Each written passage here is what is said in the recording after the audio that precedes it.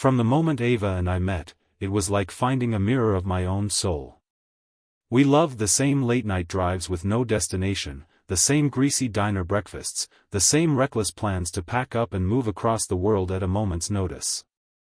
And most importantly, we agreed on one thing most people never dared to say out loud.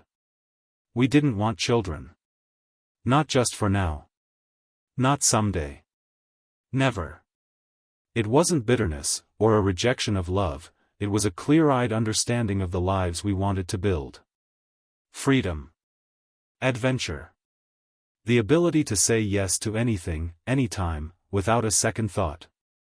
On our second date, sitting under the flickering neon lights of an all-night cafe, Ava had looked at me, pushed her hair behind her ear, and said, "You should know, I'm not the family and minivan kind of girl." And I had laughed, relieved beyond measure. "Good," I said. "Because I'm not the dad jokes and little league kind of guy." We clinked coffee mugs like soldiers swearing an oath. From that night on, it was a cornerstone of our relationship, unshakable. Or so I thought. 3 years into our marriage, life was exactly the way we had planned.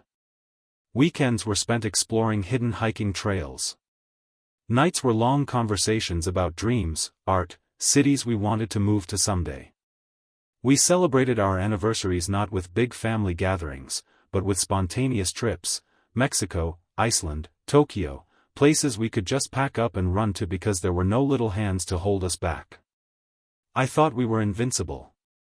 The first crack was almost invisible. It came on a lazy Sunday afternoon. We were sprawled on the couch, half watching a movie we'd seen a dozen times, Ava's feet tucked under my legs. The sunlight streamed in through the windows, catching dust motes in the air like tiny golden worlds. Out of nowhere, Ava said, "Do you ever wonder what it would be like, to have a family?" I laughed softly, ruffling her hair. "You mean like a dog?" I teased. She laughed too, but there was something brittle about it. "No, seriously," she said. "Like, what if we're missing something?" I sat up a little, uneasy. "I thought we agreed," I said carefully. "We're not missing anything. Us, it's enough." She nodded quickly. Too quickly. "Yeah, of course. I was just wondering," she murmured, tracing invisible patterns on my thigh. The moment passed, swallowed up by the hum of the TV. But it stayed with me, a small, sharp stone lodged in my chest. After that, I noticed the subtle changes. Ava lingering at the window when a neighbor pushed a stroller down the street. Ava pausing at the baby section in the department store longer than necessary. Ava smiling a little too wistfully when our friends showed off pictures of their toddlers. I told myself it was nothing. Hormones. Nostalgia. A passing phase. She was Ava. She knew what we wanted. What we had promised each other. Right? The night everything changed was ordinary in every way. I came home late from work, exhausted, the scent of rain still clinging to my jacket. Ava was waiting for me in the kitchen, sitting stiffly at the table, a mug of untouched tea cooling beside her. There was something brittle in the air, something sharp and heavy. "Can we talk?" she asked, her voice barely above a whisper. I dropped my keys into the bowl by the door, suddenly cold all over. "Of course," I said, trying to keep my voice steady. She took a deep breath, her hands trembling slightly in her lap. "I'm pregnant," she said. The world tilted. The walls of our kitchen seemed to shift and blur. I opened my mouth, but no words came out. Pregnant. Pregnant. The word rang in my ears like a bell. This wasn't a forgotten anniversary. This wasn't an argument over where to vacation. This was everything. Everything we had built. Everything we had agreed on. Everything we had promised each other. Gone in one heartbeat. She looked at me with wide, terrified eyes, as if already bracing for impact. But she didn't need to. Because in that moment, something inside me shattered so quietly, so completely, that there was no need for yelling. Only silence. Heavy, suffocating silence. The kind that wraps around you when a dream dies. I don't remember how long I sat there after Ava spoke. Seconds? Minutes? A lifetime? The only thing I remember clearly is the way the silence between us grew, thick, suffocating, almost alive. Pregnant. The word kept circling my mind, colliding with every memory of promises we had made. Say something, Ava whispered eventually, her voice trembling. I blinked at her, trying to summon words. But my throat felt like it was closing in on itself. How, was all I could manage. A stupid question, considering the obvious mechanics. But she understood what I meant. I thought I was careful, she said quickly. I didn't think it could happen. I didn't think. You didn't think, I cut her off, sharper than I intended. We agreed, Ava. We agreed this wasn't something we wanted. She flinched as if I had slapped her. I know, she said, her eyes shining with unshed tears. I know what we said. But, people change. Feelings change. I stared at her, disbelief flooding through me. Then why didn't you tell me? I demanded, my voice rising despite myself. Why didn't you say something when you started changing your mind? Why let me keep believing we were still on the same page? Her face crumpled. I was scared, she said, brokenly. I thought if I told you, you'd leave. I thought maybe if it happened, you would change your mind too. The words hit harder than any physical blow. She hadn't just hoped I would change, she had gambled with our life, our promises, my trust. Without my consent. Without my knowledge. I stood up abruptly, the chair scraping harshly against the floor. You lied to me, I said, not shouting, not accusing, just stating a simple, brutal fact. Ava shook her head desperately. No, I didn't lie. I didn't know how to tell you. And then it happened, and I was scared, and I kept hoping. You hoped I'd magically be okay with it, I finished for her, bitterness threading through every word. She opened her mouth, but no sound came out. Her shoulders slumped, her whole body seeming to shrink into itself. For a moment, I almost pitied her. Almost. But the ache in my chest, the hollow, yawning space where trust used to live, swallowed any pity whole. We stood there, a few feet apart, and yet 1,000 miles away. I thought about the life we had built, the nights spent laughing under the stars, the whispered dreams of countries we'd visit, the vows we made to each other not in grand gestures, but in small, everyday promises. It felt like all of it. Every moment, every memory, had cracked open and spilled out onto the floor between us. How do you rebuild something when the foundation itself was a lie? Could you? Should you? I can't do this right now, I said hoarsely, the weight of it all pressing down on me. I grabbed my jacket, my keys, anything to escape the crushing walls of that kitchen. Where are you going? Ava cried, reaching out instinctively. I pulled back. I don't know, I said. I need air. Her hand dropped to her side, helpless. Her mouth opened as if to say something, to beg, to plead, but no words came. Maybe she knew nothing she said could fix this. Not tonight. Maybe not ever. As I walked out the door into the cold night air, the world around me blurred, not from the wind, not from the chill. From the tears I refused to let fall. I wasn't ready to feel the full weight of what had just broken between us. Not yet. Because once I did, I knew nothing would ever be the same again. The night air was sharp, cutting through my jacket as I stumbled down empty sidewalks, trying to outrun the weight pressing against my chest. But you can't outrun betrayal. You can't outrun the breaking of something you once thought was unbreakable. It follows you. It crawls into your bones. It whispers in your ear even when you slam the door shut against it.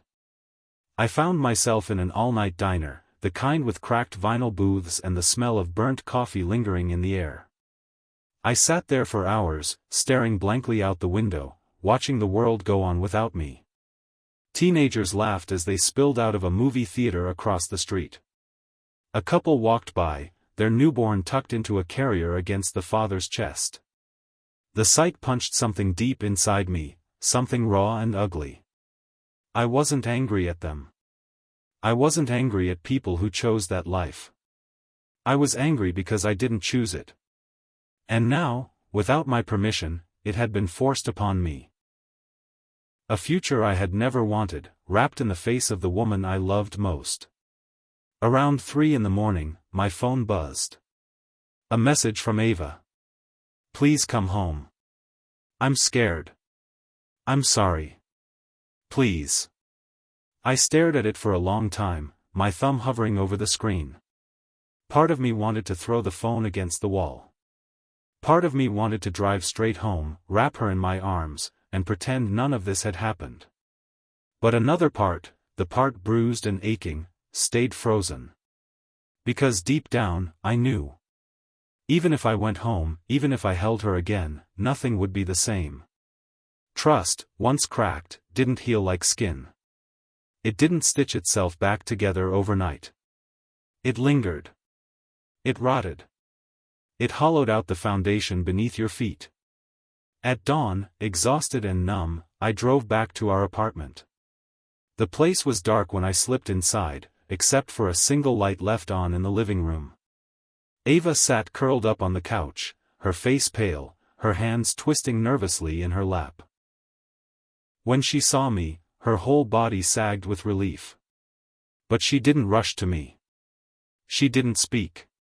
She just looked at me, eyes red-rimmed, vulnerable, waiting. I closed the door softly behind me, feeling the terrible weight of the space between us. I don't know if I can forgive you, I said, my voice raw. She nodded, tears spilling silently down her cheeks. I don't expect you to, she whispered. I don't even know if I want this, I said bitterly, gesturing vaguely toward her, toward the life growing inside her. You knew that. You knew it, Ava. She pressed a hand against her stomach instinctively, as if shielding it from my words. I know, she said, her voice breaking. And I'm so sorry. I never wanted to trap you. I started wanting it so badly I convinced myself you'd want it too, if you just. She trailed off, choking on the guilt. I looked at her, really looked at her, and saw not just the betrayal, but the fear too. She hadn't done this to hurt me. But she had still broken something that might never be repaired. We talked until the sun was high in the sky. About everything. About nothing. About how two people who loved each other so fiercely could still manage to hurt each other so deeply. At some point, she reached out, her hand brushing mine tentatively. Please, she whispered. Please just stay long enough to decide. Don't walk away while you're still this hurt. Stay, just until you know what you really want. I pulled my hand away, slowly, gently. Because I wasn't ready. Because I didn't know if I could ever be ready. Because love wasn't supposed to feel like a trap. It was supposed to feel like freedom. That night, I slept in the guest room. The walls were bare. The bed was cold. And the weight of decisions yet to be made hung heavy in the air. I lay awake, staring at the ceiling, wondering how two people who once wanted the exact same life could have ended up here. Broken, lost, waiting for a future neither of them could recognize anymore. And somewhere, buried deep under the exhaustion and heartbreak, one question kept rising, no matter how hard I tried to bury it. Could I ever love a life I never chose? Or was it already too late? The days that followed blurred together. Mornings bled into afternoons, afternoons into sleepless nights. We moved around each other like ghosts, polite, careful, fragile. Sharing the same space, breathing the same air, but living in different worlds. The woman I loved, the life we had planned, the certainty I once held so tightly, all of it felt like it had crumbled into dust between my fingers. Ava tried. I saw it. She cooked my favorite meals, even when I barely touched my plate. She left little notes around the apartment, tiny, desperate attempts to bridge the gap. I love you. We can find a way. I'm sorry. I'm scared too. And every note, every gesture, twisted deeper into the ache inside me. Because love wasn't supposed to be a chain. It wasn't supposed to be a guilt trap. It was supposed to be a choice. And somewhere along the way, Ava had taken that choice from me. One evening, as rain drummed against the windows and the world outside blurred into gray, Ava found me sitting alone in the living room. "Can we talk?" she asked quietly. I nodded stiffly, not trusting myself to speak. She sat down across from me, wringing her hands in her lap. "I know I hurt you," she began, her voice shaking. "And I hate myself for it. But I need you to know, this wasn't a trick. I didn't get pregnant to trap you. I changed. And I was too much of a coward to admit it until it was too late." I stared at her, feeling 1,000 conflicting emotions pulling me in opposite directions. "Why didn't you just tell me?" I asked, my voice breaking. She wiped at her eyes, frustrated tears spilling over. "Because I was afraid," she whispered. "Afraid you'd leave. Afraid I'd lose you before I even gave us a chance to figure it out." "You lost me anyway," I said, softer than I meant to. The words hung between us, raw and final. For a long time, neither of us spoke. The only sound was the rain tapping against the glass, steady and relentless. Finally, Ava stood up, moving to the window, her arms wrapped around herself. "If you want to leave," she said, without turning around, "I won't stop you. I won't beg. You deserve to be happy, even if it's not with me, even if it's not with this baby." Her shoulders trembled, but she kept her head high. I closed my eyes, swallowing down the lump in my throat. Was it that simple? Pack a bag, walk away, start over? Maybe. But deep down, I knew nothing would ever be simple again.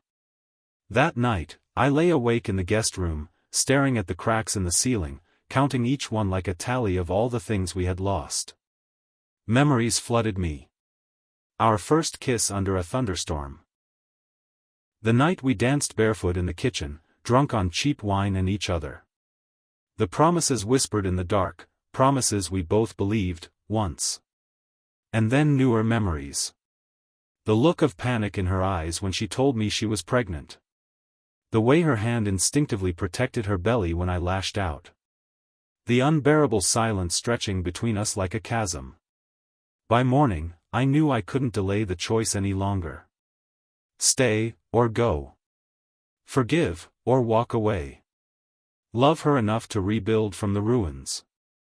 Or love myself enough to say goodbye. Neither choice was clean. Neither choice would leave me unscarred. But pretending we could keep living in limbo would only destroy us both. I found Ava in the kitchen, staring into a half-empty cup of coffee. She looked up when I entered, her face pale, hollowed out by sleepless nights. I took a deep breath, my heart hammering so loudly I could barely hear my own voice. "I need to be honest with you," I said. She nodded, bracing herself. "I don't know how to be the person you need me to be," I continued. "And I don't know if I can ever forgive the way you broke our trust." A tear slipped down her cheek, but she didn't wipe it away. "But," I added, my voice cracking, "I also know that walking away from you, from us, from everything we built, would break me too." Her breath hitched. A flicker of hope sparked in her eyes, so small, so tentative.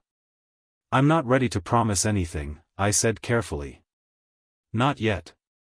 Maybe not ever. But if there's any chance we can rebuild something real, something honest, I'm willing to try. Ava covered her mouth with her hands, sobbing quietly. And in that moment, seeing her so raw, so human, I realized something important. Forgiveness isn't a grand gesture. It's 1,000 small choices, made one painful day at a time. I crossed the kitchen, knelt in front of her, and took her trembling hands in mine. Neither of us spoke. There were no guarantees. No easy fixes. Just two broken people, standing in the ruins, trying to find a way forward, together or apart. The future was still a terrifying, shapeless thing. But for the first time in weeks, I didn't feel completely lost. And maybe, just maybe, that was enough for now. The weeks that followed were slow, fragile, filled with moments so delicate it felt like the smallest wrong word could shatter us all over again. We didn't pretend everything was fine. We didn't slap on fake smiles and pretend the cracks weren't there. Instead, we lived in the wreckage, cautiously, painfully, but together. Every day was a small negotiation. Some mornings, I'd wake up and feel Ava's hand resting lightly on my back, and I wouldn't move away. Other days, the distance between us felt too vast to cross, and I would spend hours lost in my own head, questioning whether staying had been the right choice. Forgiveness wasn't a single act. It was an exhausting, relentless commitment to choosing each other. Even when it hurt. Especially when it hurt. One evening, about a month after that conversation in the kitchen, I found Ava sitting on the porch, wrapped in a blanket, staring up at the stars. I sat down beside her silently, pulling my own jacket tighter around me. For a long time, we said nothing. Just breathing the same night air, existing in the same heavy, tentative space. Then she spoke, her voice barely louder than a whisper. "Sometimes I wonder if we made a mistake," she said. "Not about the baby. About us. About thinking love alone would be enough." I turned to her, searching her face. "Maybe we did," I said honestly. "Or maybe we forgot that love isn't something you just have.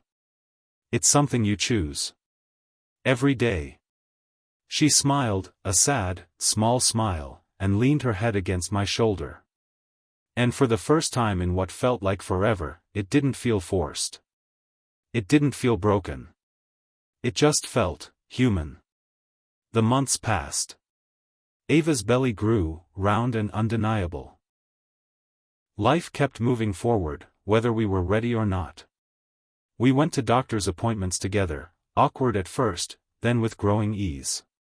We painted a small spare room in the apartment pale yellow. We bought a crib. There were days I still felt like a stranger in my own life. Days I resented the future that had been thrust upon me. But there were other days, quiet, unexpected moments, when I found myself resting my hand lightly against Ava's belly, feeling the faint kick of the life growing inside her, and wondering if maybe, just maybe, there was something beautiful waiting for us on the other side of all this fear. The night we finally chose a name was the night I realized I wasn't an. I thought about the life we had dreamed of. The freedom we had promised each other. The betrayal. The heartbreak. The long, slow climb back toward something resembling trust. And then I thought about the tiny heartbeat we had heard at the last ultrasound. The way Ava laughed when she felt the baby kick. The way she looked at me, scared, hopeful, trying so damn hard. I took her hand and pressed it to my chest, letting her feel the steady thud of my heart. "I'm here," I said simply. "And for now, that's enough." She closed her eyes and smiled, tears slipping silently down her cheeks. And I realized it was enough for me too. Life wasn't what I had planned. It wasn't easy. It wasn't perfect. But maybe the best things, the truest things, never are. Maybe real love isn't about getting exactly what you want. Maybe it's about staying, choosing, building something messy and terrifying and beautiful out of the wreckage. Day by day. Heartbeat by heartbeat,